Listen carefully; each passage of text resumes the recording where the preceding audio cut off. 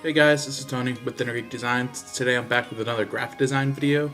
Today I want to talk about tips and tricks for designing a logo for streaming. This could be, Twitch, Mixer, Facebook, YouTube. And I guess this could also go into YouTube gaming channels. This is more focused towards streamers that are gamers and wanting to have a logo or have a brand started and a branding done. And there's some things I've seen that I think are steering that whole industry in a wrong direction and in a less original direction.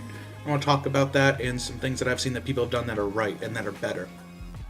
Remember, design videos come out Monday, so get subscribed for that if you haven't already.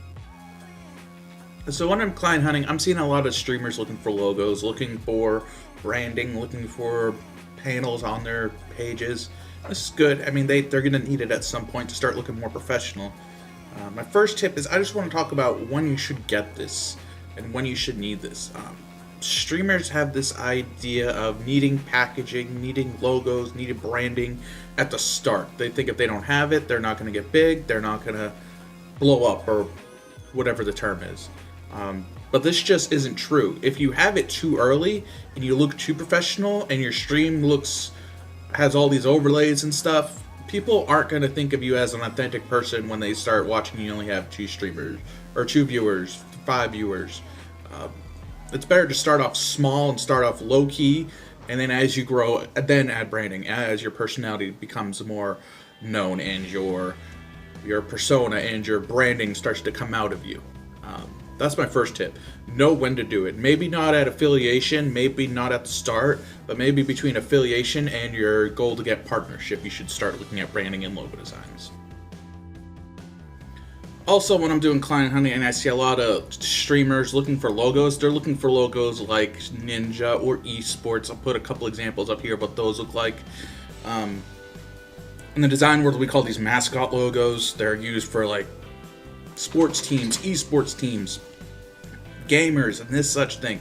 It's a cool look, but in the streaming space, it's been overdone to the point where it's expected. This is the norm. This is what we're supposed to have for a logo, but it's not true. You can have a logo that looks completely different, and I've seen streamers that have done that, and we'll get into that to the next tip. But you don't have to have the same logo that Ninja does just because he's popular. It's not going to make you popular if you have the same branding as him. Even if you change the mascot to look different, you still have the essence as the same. With Ninja, it makes sense. He was a professional gamer in Halo. He moved over to other FPSs, got big in PUBG, and then blew up in Fortnite recently.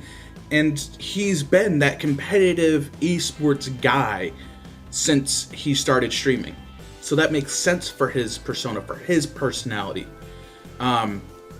This doesn't make sense for everyone. If you're not that competitive, that I'm going to try to get things done just away, or just be that competitive esports guy and just stay that way, it doesn't make sense for you to have that type of branding and that type of logo design. Let's talk about streamers that do it right based on their personality. Dr. Lupo, he's a very technical Twitch shooter. He'll show you his mouse and keyboard. He'll show you how quick his twitches are when he's shooting. But his logo just shows a heartbeat monitor, which doesn't make sense. But if you think about it, to have that reflex and have that quickness with the keyboard and mouse, you have to have a really quick reflex, and that kind of reflects with it. His whole branding has it. The color schemes work with it because it shows a very harsh tone to a very subtle tone of pink to purple.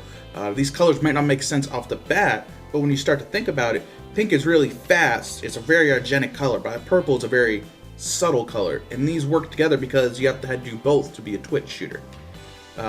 King Gothalion, he's another streamer that he's very loud, he's very in your face, and he's not scared to tell you how he feels.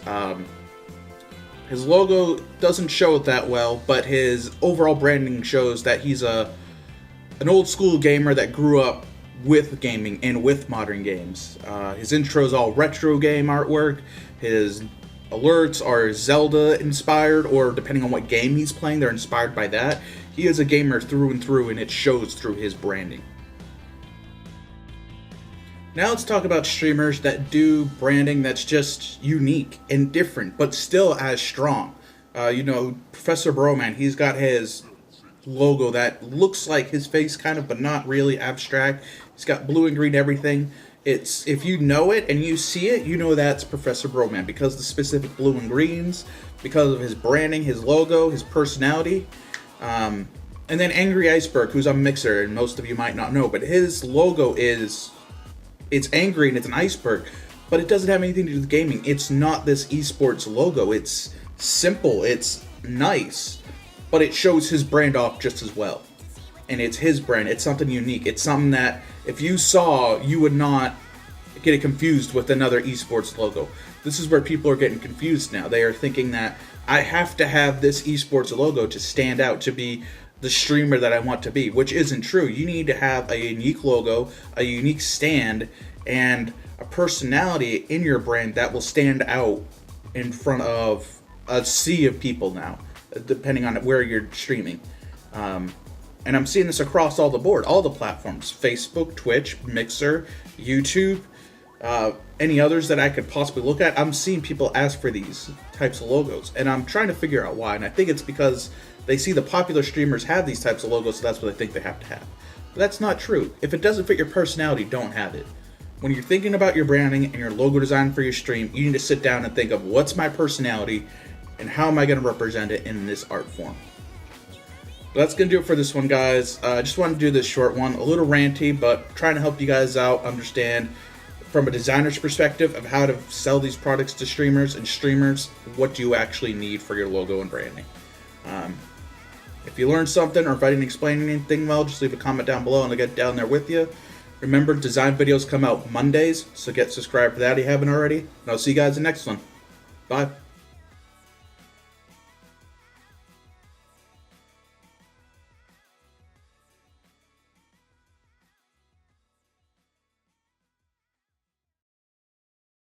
Have you ever felt? Are you listening? Damn.